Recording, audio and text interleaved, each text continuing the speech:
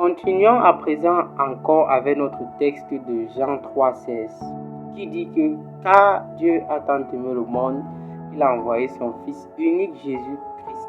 Donc il s'agit bien de Jésus-Christ, afin que quiconque croit en lui ne périsse point mais ait la vie éternelle. J'aimerais encore nous faire remarquer au travers de ce texte que ce texte nous donne la seule condition qu'il faut remplir pour pouvoir être sauvé, pour pouvoir avoir la vie éternelle. Il n'existe pas d'autre moyen, il n'existe pas d'autre chemin. C'est pourquoi Jésus-Christ pouvait encore dire quelque part dans la Bible, je suis le chemin, la vérité et la vie.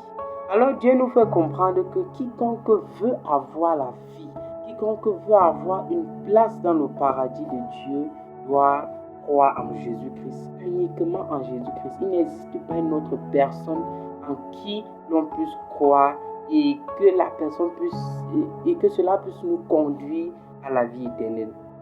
Donc évitons d'être trompés par les faux enseignants qui viennent nous dire le contraire. La Bible est la vérité.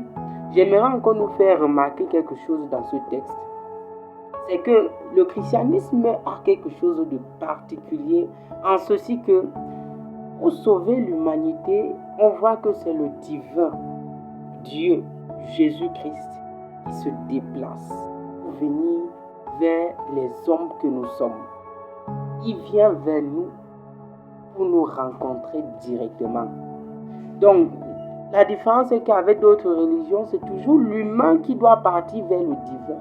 Mais Dieu, parce qu'il nous aime, regardons l'humilité que Dieu utilise, l'humilité dont Dieu fait preuve en descendant vers nous sous une forme humaine.